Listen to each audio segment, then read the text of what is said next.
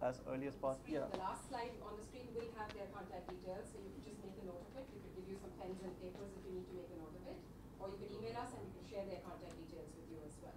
All right. We will have time only till 4:15 to take questions. They have to leave at 4:15 to get to another city, so they're heading straight to the airport from here. All right. Okay. So we can.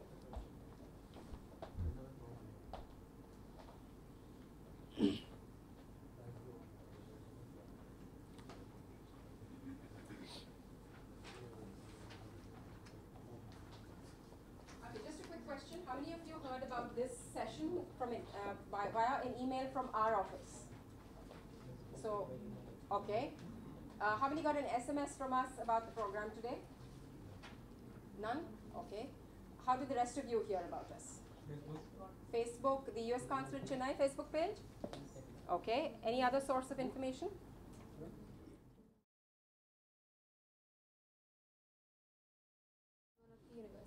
From one of the universities, okay. From the university. Anything else? Anybody? Any other source? Just went to the USIF site yesterday and you happen to see our calendar of events. Okay, great. Heard about it in the Balavidya Mandir school. Balavidya Mandir school, great. We had a session there today morning, in fact. Okay, all right. Okay, great. Thank you so much. Just wanted to reconfirm.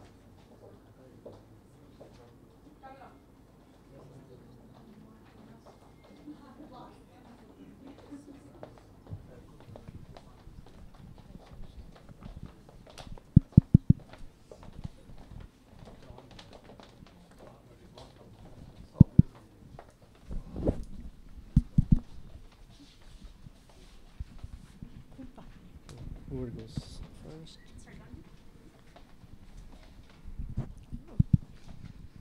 Good afternoon, everyone. I'm Krishna Prashant, and I'm the Senior Advisor with Education USA Chennai. First of all, thank you for taking your time out to be here to attend this session. And today's session is going to be on how US colleges and universities review undergraduate applications, right? So I know you submit a lot of documents to colleges and universities, but you've always wondered how do they look at your applications? And for that, we have 7 representatives today who've come all the way from different parts of the US. And before we go into the session, what I am going to quickly ask them to do is quickly introduce, and then we would go into the session. Thank you. So I'll go ahead and get started. My name is Amber Longton. I'm an international admissions counselor at Michigan State University. I'm Chelsea Keeney at University of Minnesota Twin Cities, and I'm the Assistant Director of International Student Recruitment. Hi, everyone. My name is Jess Strong, and I'm the International Recruitment Coordinator at the University of Illinois Urbana-Champaign. Hello, everyone. My name is Alexa Brown, and I am an International Admissions Counselor at the University of Colorado Boulder. Going into resumes, interviews, and then we'll go into a little bit more detailed things like scholarships, need, how that might be used in review, and then finally, who reviews your application and why would that matter? One thing that every single one of us will probably say at one time, though, is right there at the bottom. Main lesson, it depends. Unfortunately, all of our schools, the 4,000 plus in the United States, are a little bit different. And none of us are quite the same. And so you really do have to make sure you're doing your research to look directly at the individual institutions that you're interested in applying to. Even the schools in this room can be very, very different. So we'll go ahead and get started. And we want to talk about the application itself. So when you're applying, one of the most important things to know is when you should apply, right? Yes. So generally speaking, most students apply to start college the fall after they complete their 12th year. And that application process starts at the beginning of your 12th year of education. So for many of you students, I guess that's probably now, right? How many year 12? It's a big year. Any year 11? A couple early planners, very respectable. Way to go, guys. Anybody coming earlier? Putting them all in the dust. You're going to be way ahead of all of them by the time that gets here.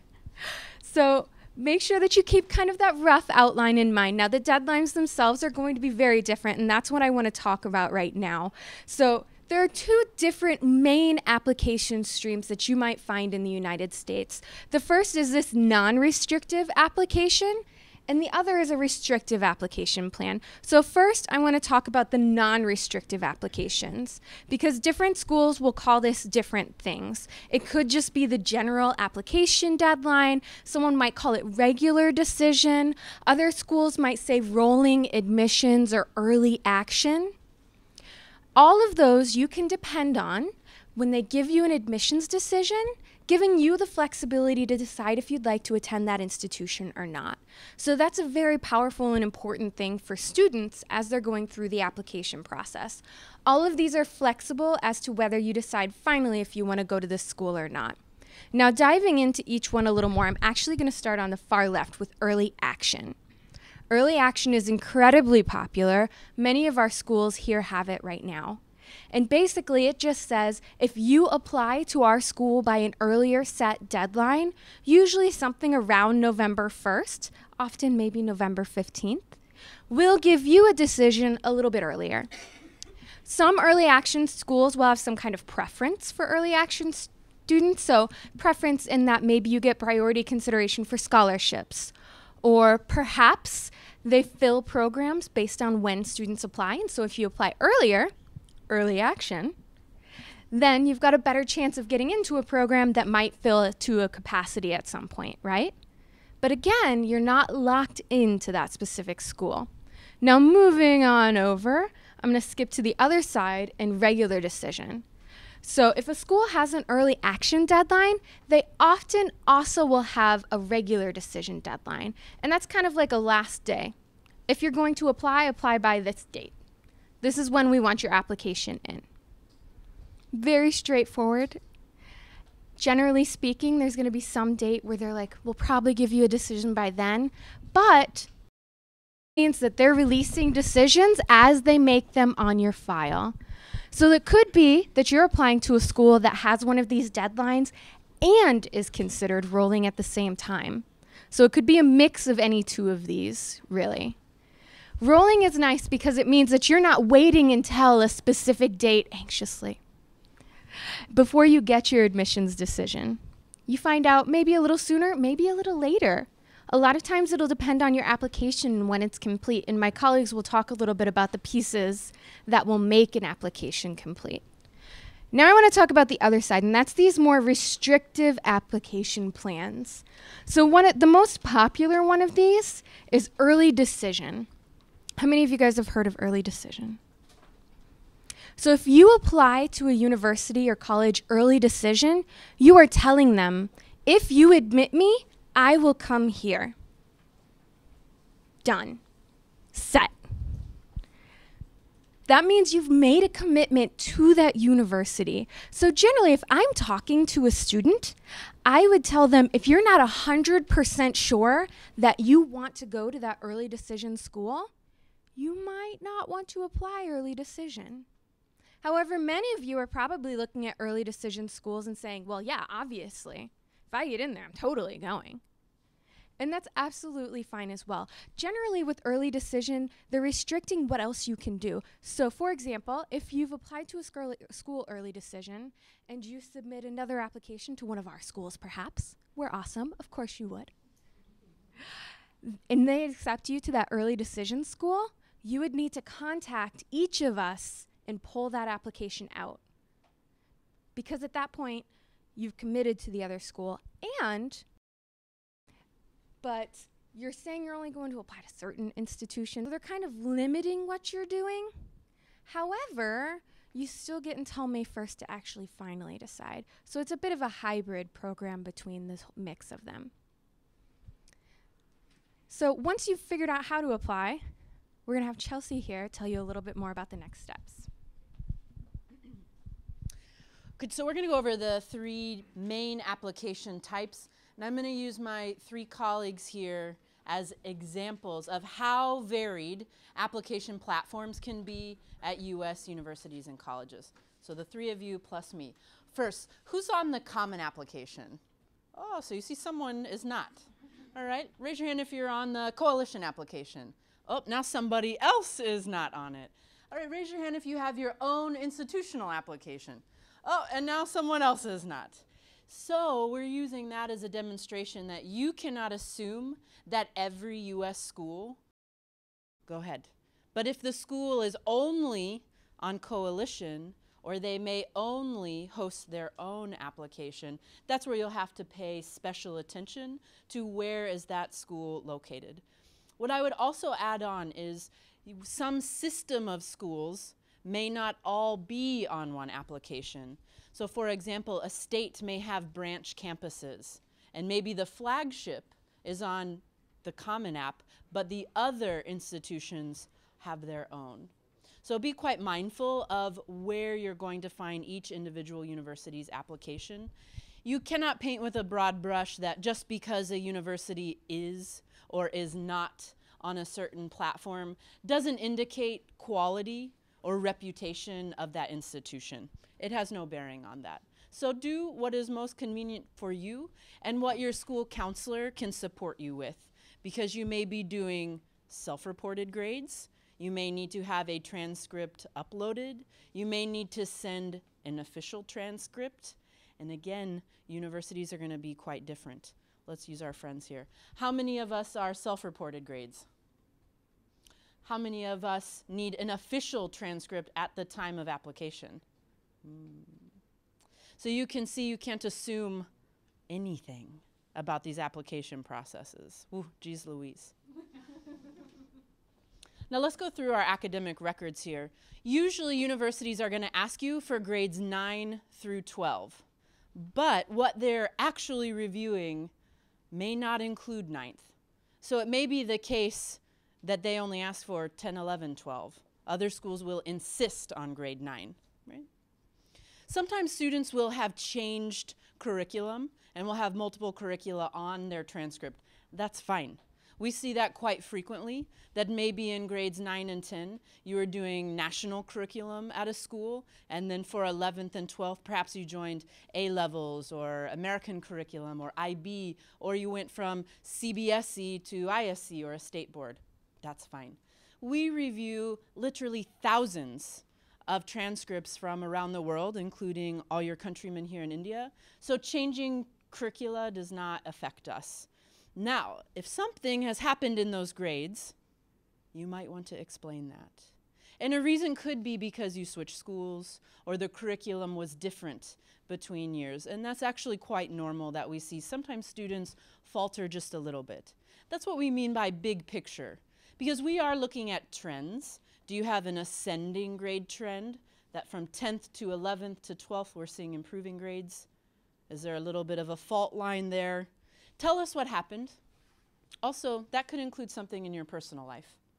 If there was a family tragedy or something personal like a health issue that you as a student suffered, you are not penalized by including that. In fact, it works to your advantage so that we can have a bigger picture of who you are and what your academic record truly means. Sometimes students might feel embarrassed or ashamed about a certain detail. You can submit that and know with confidence that we will not be sharing that beyond the admissions office. This is not a detail that is going to follow you around university. So please know we take privacy concerns very seriously, and we encourage you to tell us all that you can about your academic record, history, and anything that impacted you while you were in school. We're going to go through the dreaded test scores now. Thank you, Chelsea. Again, my name is Jess, and I'm at the University of Illinois. Accepted. I'll kind of take a poll of my colleagues up here again. How many of us require the test for admission? So, A test. We'll start with A test. How many require ACT or SAT as that is the test? Yeah. How many of us require it for scholarship? So you can see it's going to vary everywhere. So that's the thing. We're not trying to tell you this to confuse you. We're trying to show you you have to do your research through all of this. So we have the ACT and SAT. I think everyone is probably very familiar with that. Typically, schools do not have a preference for which one they accept. So I think asking the schools if there is one, I know none of us here have a preference for which one you want to do. You can submit multiple from each type. We're going to consider them all as part of your application. How many of you are familiar with super scoring? Yeah? All right, one more question for my colleagues. How many of us super score? How many super score SAT, I should say? How many super score ACT? So you can see that even varies. So super scoring is taking the highest sections from any test you have and combining it for a new score. For example, at my institution, I will consider all sections, but I will not create a new score for you. So we will consider them if you've taken multiple, but we'll never create a new score and give you that as your opportunity for that. So there are also potentially extra ones. So SAT subject exams, how many of y'all have taken those or are planning on taking them? Okay, you're going to see that some schools will not even accept them as part of their application. Some require them. And so it just depends on the school you're applying to, the program. So definitely look into those more specifically. AP tests, those are always a fun one. How many of you are taking AP tests? Okay. How many of us give college credit for AP tests? So you can get college credit, but they might not be required as part of the application. We're really looking at you in a lot of our schools in the curriculum that you're in. So if these are supplementary, they might just be an add-on bonus to it. So each school, again, you're going to hear this a lot through the presentation, depends. And then proficiency. I think this is where a lot of us vary the most. Some of it's based off citizenship, U.S. versus non. Some of it can be test flexible where they don't care if it's an ACT or an SAT, TOEFL, or IELTS. They just require one standardized test. Some of us, there are other ways to meet proficiency. Maybe you score high enough on a section of the SAT or ACT. Maybe you've had all of your coursework done in English. Maybe you've not. So this is another place that it varies. There is not a magic formula for which one. Each school may have a range on their website. Doesn't mean it's required. It's just to give you an idea of those that submitted it. Here's where they fell in that range. I think it's important you look, especially because all of us are large public schools.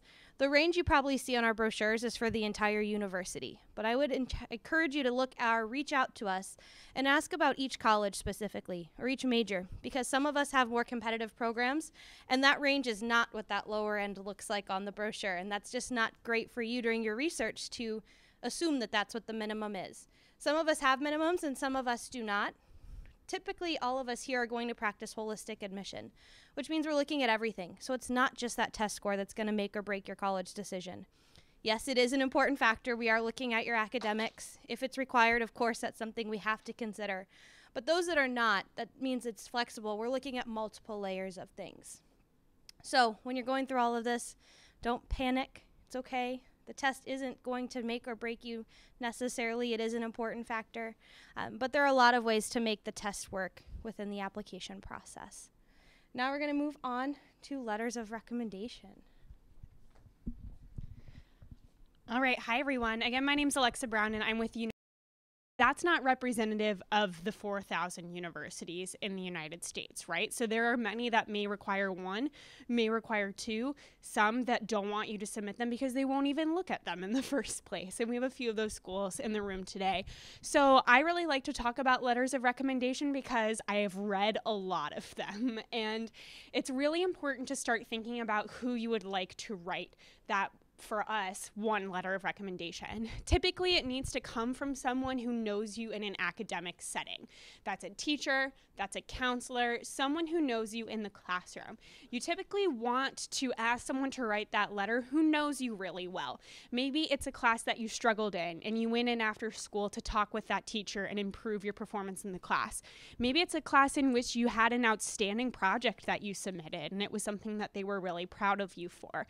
Maybe it's a teacher who also oversees one of your after-school student organizations, right? These are individuals who are going to be able to talk to how you study, how you perform in the classroom, how you overcame adversity in some situations, right?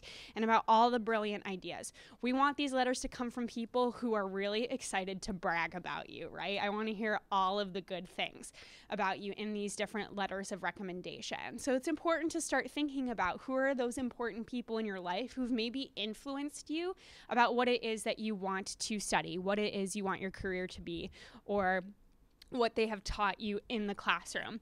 So like I said, focus on the people who know you and also check in on the school's preferences for letters of recommendation, right? Like I said, it might be one, it might be more.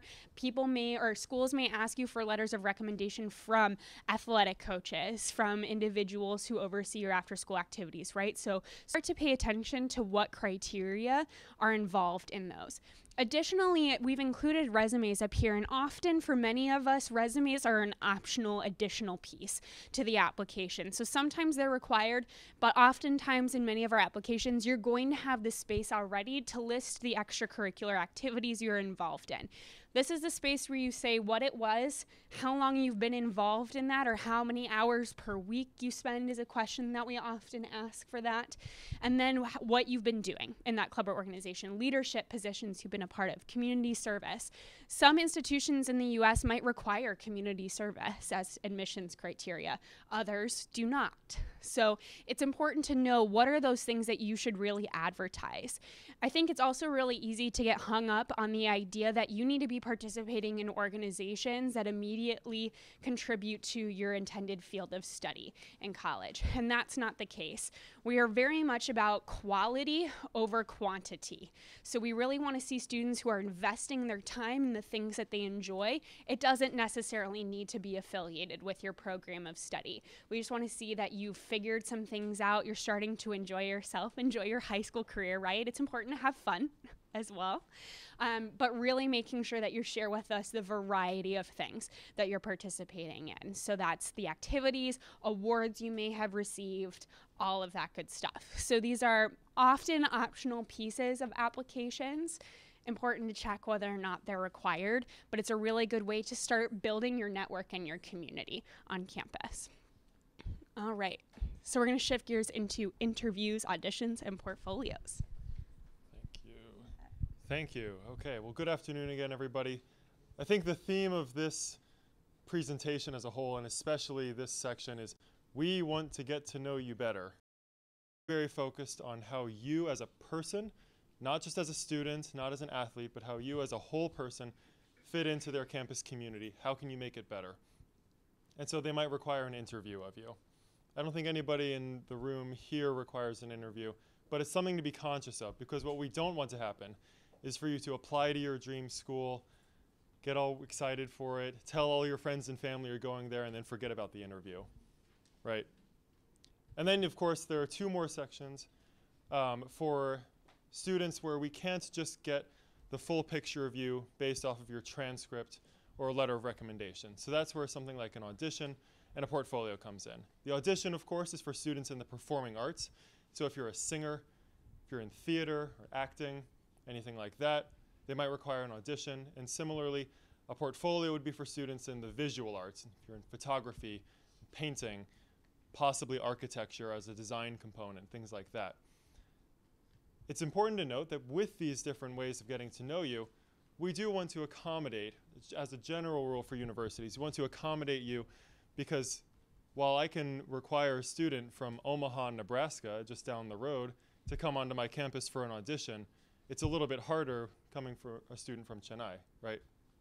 Yeah.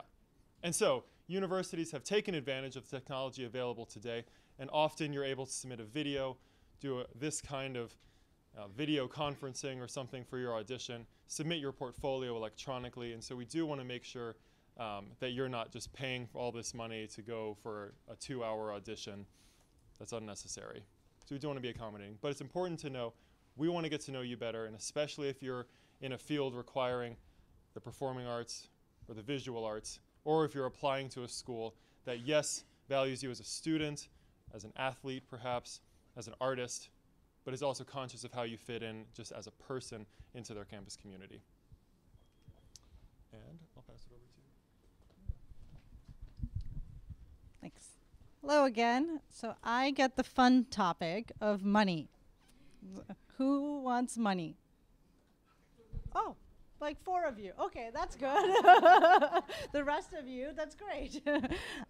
So we often get the question about scholarships and what kind of financial aid is available. So I just want to go through and tell you what the different ways that schools review your application, taking into consideration cost and need, and then I'll give you some pointers at the end as well. So the first one here is need-blind admissions. So need-blind admissions means that we are going to admit you on your academics, your test scores, your involvement, and all the other things my colleagues have talked about without taking into consideration your financial circumstances or your need. So how many of us in the room are all need blind? all of us. So all this, that's one thing we're all have in common. So we're all need blind, which means we're not looking at your need for financial support during the time of admission. The next one is need aware. So there are some schools that will look into that and take that into consideration in their admission. And they will look to see whether or not they can meet it, or they will know that you will need to meet that need in some fashion. So not today, but a lot of other schools you might talk to might be in that circumstance. So know that there's two different types. Then we get into aid. So once you're accepted, you might be offered some aid. There are different types of aid that you can get. The first one is merit-based. So who knows what merit is? Based on your academics or maybe test scores or GPA or other form of metrics for your grades. So that is merit-based aid. And some of us today do offer merit-based aid, but it again depends on each school. And then there's what we call need-based aid. So need-based aid is purely on what your financial circumstances are and whether or not you are able to afford to go to that school based on what we estimate this cost to be for the year. So another thing you will know, and Education USA is going to be a great resource for you on this, is coming as an international student, you are required to show that you can pay for at least 1 year of schooling at the school that you choose to go to in order to apply for your visa. So that is something to consider. So when we talk about scholarships and aid, those are all the things you want to take into consideration. And some of us do offer scholarships on merit, on need, or both. And my advice to students is always to look at what is offered and see what is a good financial fit for you. We talk a lot about academic fit, but we also want to make sure it's a good financial fit, because we know each family has different types of resources, and you may not be able to go to your dream school, but there might be another school that's just as good that you can attend that might be a little bit less of a cost or might offer more aid. So take both those considerations into account. We also have scholarships at admission, but something I've noticed, I used to be an international student advisor for 8 years, and there's scholarships for current students as well. So not just at the time of admissions, but after you started a university, there may be additional opportunities for you to apply for scholarships through the financial aid office, through the foundation office, or through specific academic departments. So I always tell students, don't forget about it. Just because you didn't get it at the point of admission, know that there might be other opportunities as well. And then aside from scholarships, take into consideration what other opportunities you might have to reduce your costs, including working on campus. So as part of your visa, you are allowed to work on campus for a limited amount of time, which again, your Education USA advisors can help you with.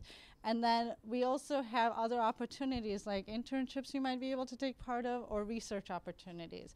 So all of us are traveling together because we're all part of the Association of American Universities, which are schools that focus primarily on internships and research mainly.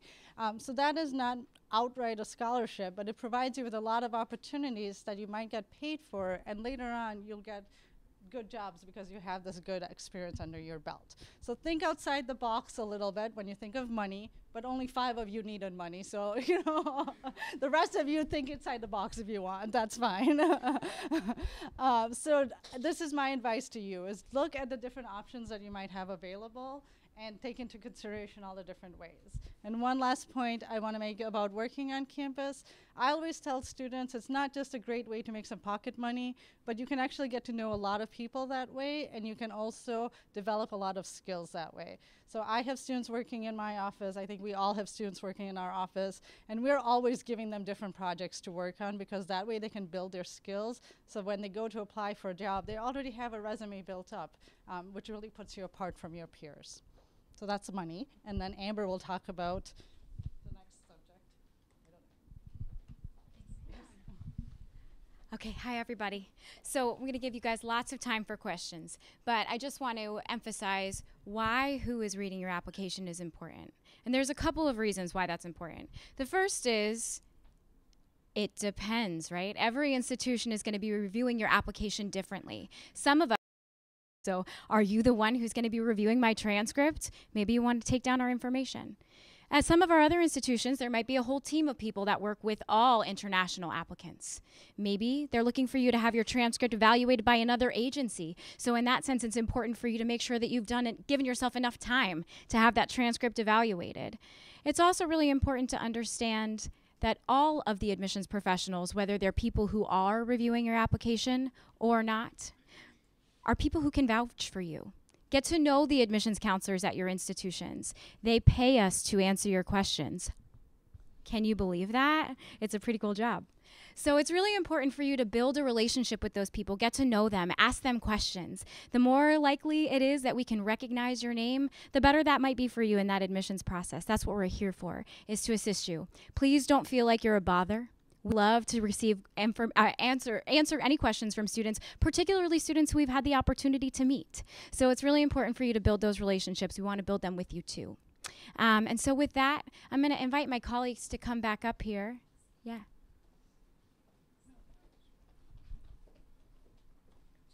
Oh, yes, sorry.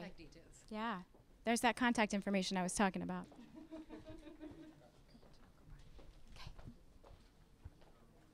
Don't worry, if you're unable to take that down, you can email us and we'll send it to you as well. So there are any questions about studying generally in the United States? We'd be happy to answer those. I got a lot of good professional colleagues up here. Just raise your hand and we'll call out and you can take turns. Yes, this gentleman. I have a question. So, you guys have listed a lot of criteria and shown how it's different for each university. So, when I go and fill out my coalition app or my common app, where I've listed a bunch of colleges, the coalition app knows that this particular school has one recommendation letter and this has two, and will automatically pick it up, or we got to stay on top of that thing? Somebody else want to take that? Sure. I can speak directly to the Common application. So essentially, when you go onto the Common app in particular, you're going to select the schools to which you're applying. And then under your school tab on the Common application, that is where it's going to have the specific to the university criteria that are involved in that application. There's essentially two parts to the Common application that you need to fill out. It's the general piece that every school is going to take, right? The classes you're doing, the extracurriculars, all of that. And then when you go to the school-specific tab, that's where you have any additional essays we might require, the letters of recommendation, exactly where students might be able to select their major if our schools require you to apply directly to a major. So it is very intuitive in that way. So it's just making sure that you are submitting both parts of that application. And I can speak for myself, but I'm sure many of my colleagues would agree that once you've submitted that application and given it a couple of days to get into our system, if you want to check particularly with me to make sure that everything is where it needs to be, we are more than happy to help you. Yeah. The coalition application will work very much the same way in that it'll show you exactly what each institution needs. But as we've described, not everybody is going to be on both of those platforms. Right. So the best piece of advice that I can give about that is take a list of all of those schools, maybe 8 to 12 at the max, that you might be applying for. Write down their deadlines and write down all of the things that they require so you can make sure that you have everything in one place to check off those boxes. Excellent. One second, this gentleman had a question. So just a question on the admission fee as well as the aid with respect to citizens and non-citizens, especially US born. That is going to vary drastically amongst my colleagues. And some might even have differential tuition per program you're in. And so it's something to pay attention. Most of us, if not all of us, have cost calculators. You can go on and see how to figure out tuition for programs, residency, things like that now. And that can be something to keep in mind. Is there a difference if you are a US citizen applying from India? So just the application fee itself? On par with a US citizen? It also depends per school how they do it. So my school also breaks it down by college. So we're reviewing within the college, not necessarily citizenship and things of that. So you're being reviewed for the program you're in. But that is also going to vary drastically. I could perhaps answer that. Yeah. It depends on the university one, of course. But what you need to do ideally is once you've shortlisted the 8 or 10 universities, you need to write to the undergraduate admissions office to check with them if they have any residency requirement for an American citizen to be in that state to be considered for in-state tuition. Otherwise, they might consider your child as out-of-state or even international student for the first year. And once the student has established residency either for 1 year or 2 year, depending on their requirement, then they would consider you for in-state from the subsequent year. So once you identify the university, please reach out to the undergraduate admissions office. That would be the best way to figure that out. Okay, thank you. The gentleman over there. I have one question. Somewhere 3-4 months before, I read somewhere University of Chicago is doing away with the test scores. Yes, and what is the general trend you are seeing it in terms of ACT and SAT, and how it is going to play out in the future? Ooh, good question. Which one wants to take that? Chelsea. We see a lot of schools moving towards what we call test flexible. Test flexible. So meaning there could be 4 different tests: IELTS, TOEFL, SAT, ACT. So there are more schools doing test flexible, but there are still plenty of schools that are requiring either an SAT or an ACT. Some who will also require for international students both SAT or ACT plus an English exam. So I wouldn't assume that because one premier university like University of Chicago is moving to do away with the test, we can't assume that many.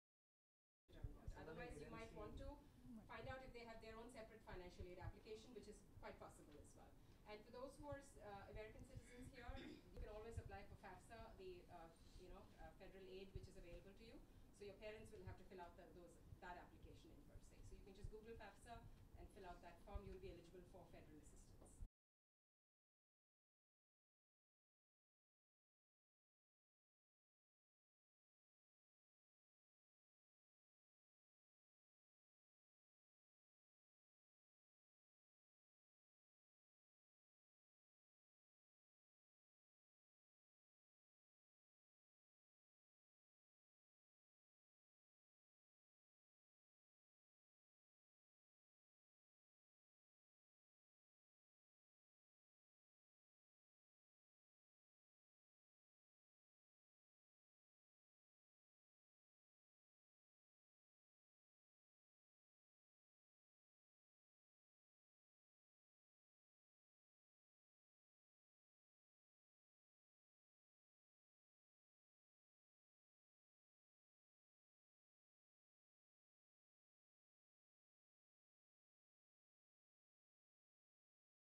What we advise students is ideally get at least 2 from your subject teachers who have taught you in a classroom a subject, probably a subject that you're hoping to study at the university as well when you're applying.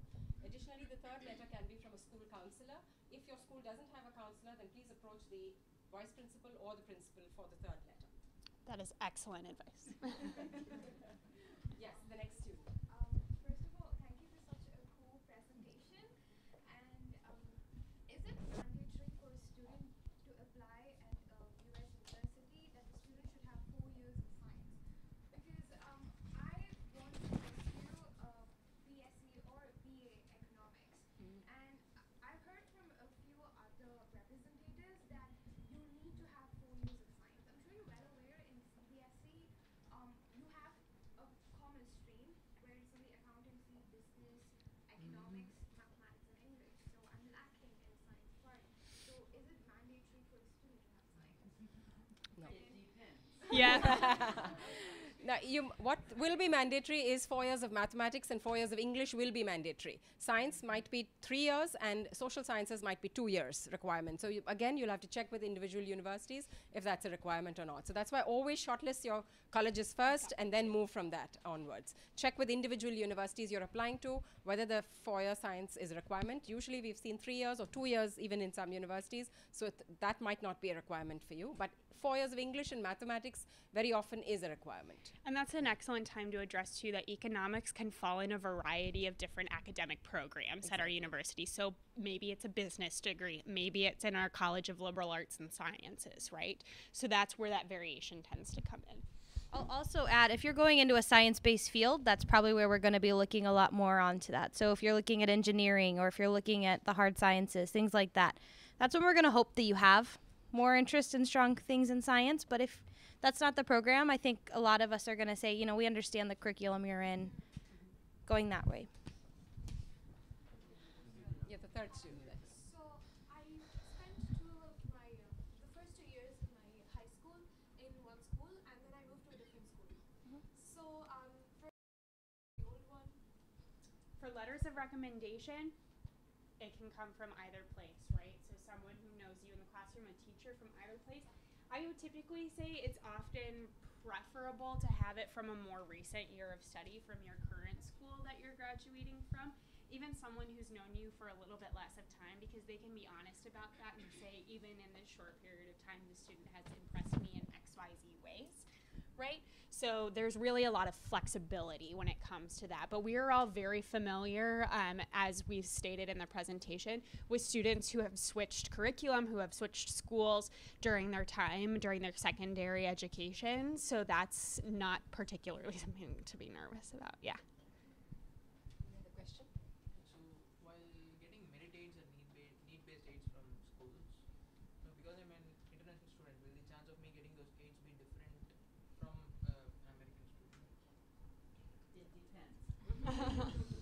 So each school will have different forms of aid that they provide and different criteria that you have to meet. So for example, at my school, University of Oregon, we have specific scholarships for international students, but we also have scholarships that are available to domestic and international students. And the criteria is the same, but depending on how you fall, then you would get it or you would not get it. So back to our answer, it depends on each one. Some other students first. I'll come back to the parents. Let's have some students, please. So first of all, thank you for the great presentation.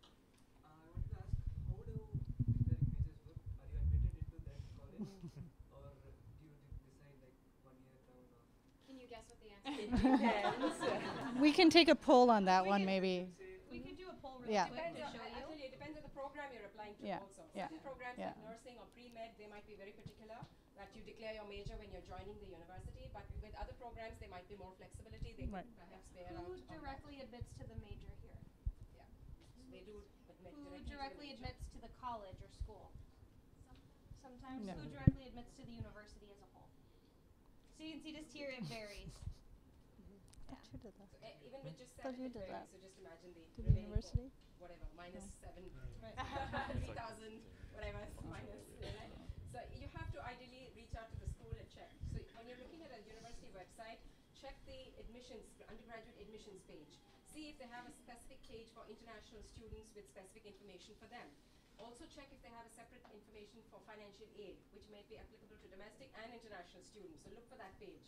So, and then check if they have any information for their student ambassadors. They might have email IDs for students from their university who are willing to talk to international students to give information about their programs at their university. So go and check if they have information about international the ambassadors, student ambassadors. Email those student ambassadors, ask them those questions.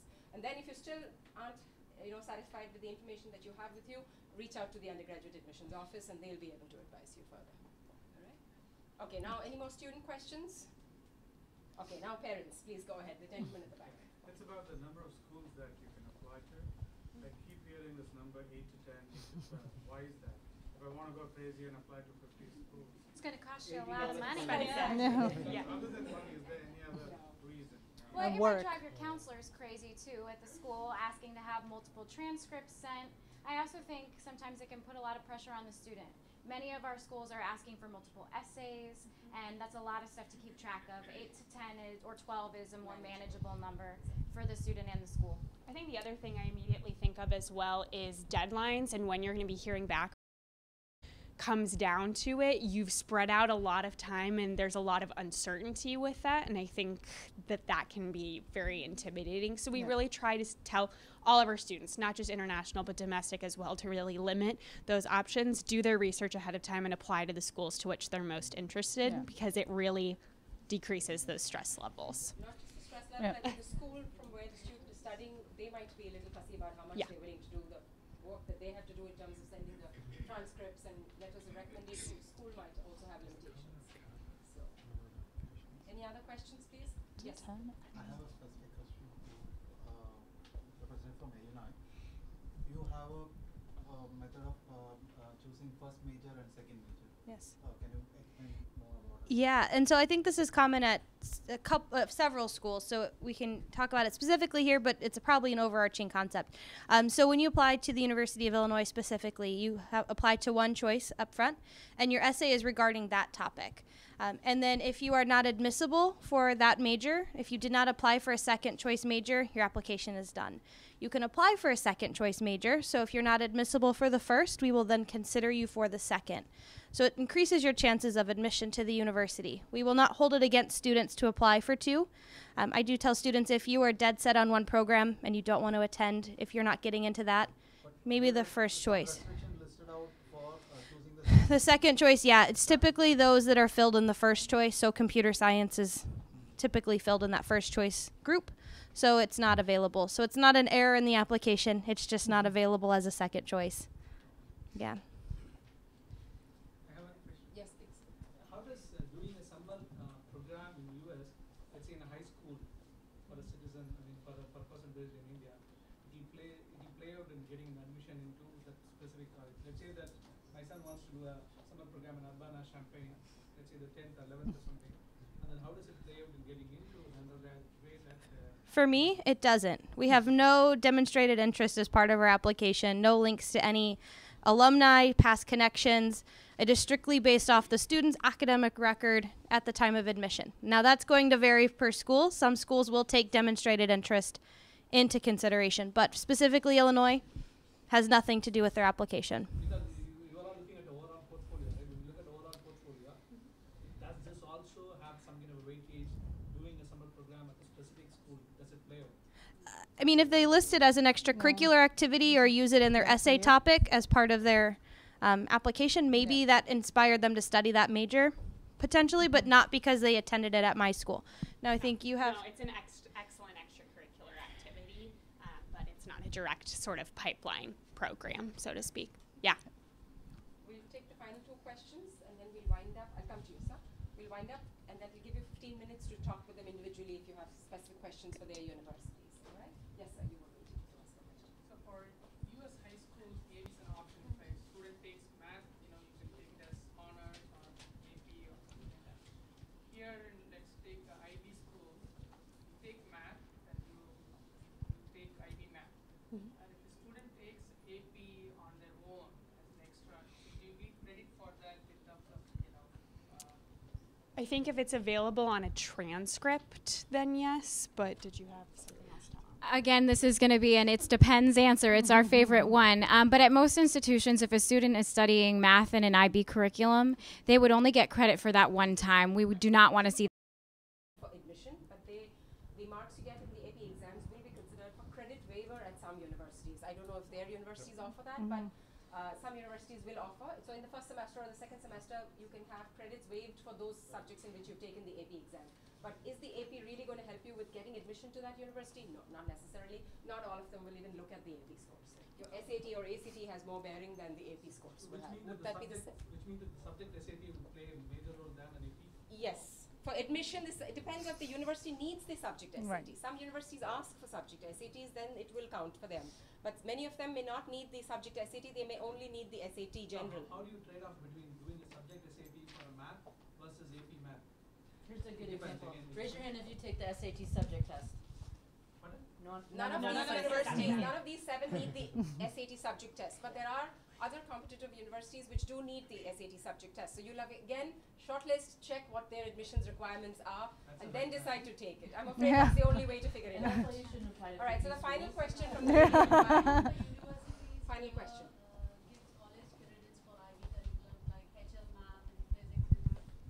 Assuming the score is above a certain mark. Yeah. Just kindly use the mic, I think it's Yeah. loud enough. So the question was, who among us gives credit for IB scores, assuming you're above a certain mark?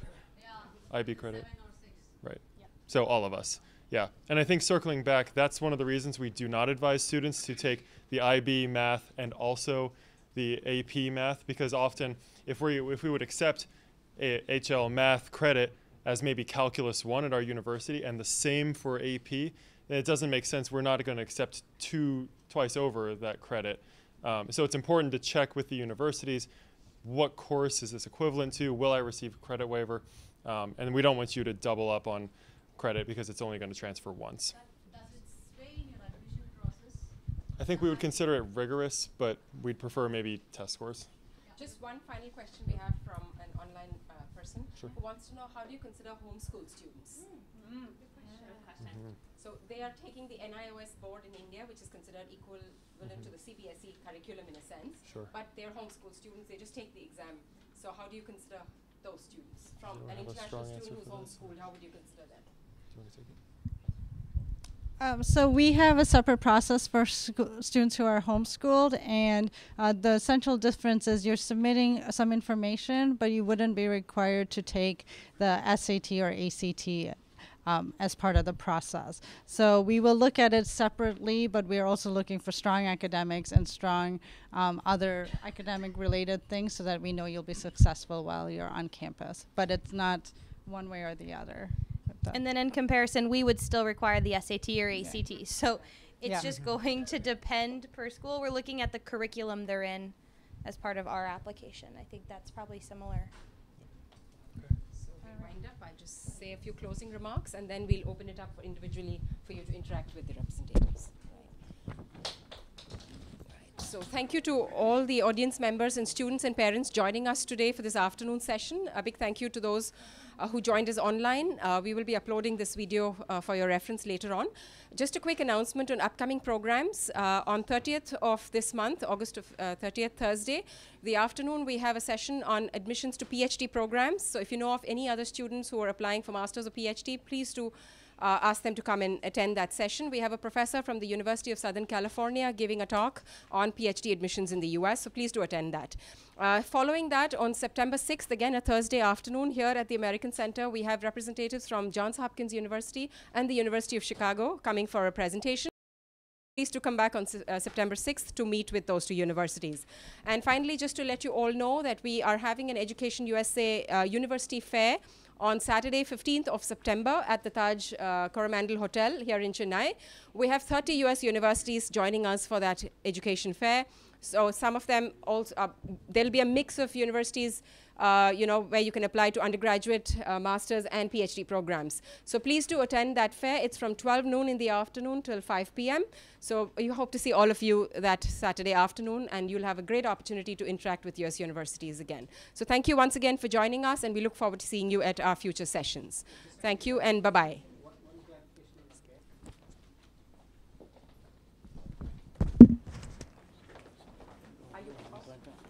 Sorry, yes. Bangalore also there is a fair happening. You need to contact our Yashna Trust office. You can go ahead and have a chat with the representatives. We have our Yashna Trust office in Bangalore, which is the official education center. And we are the center.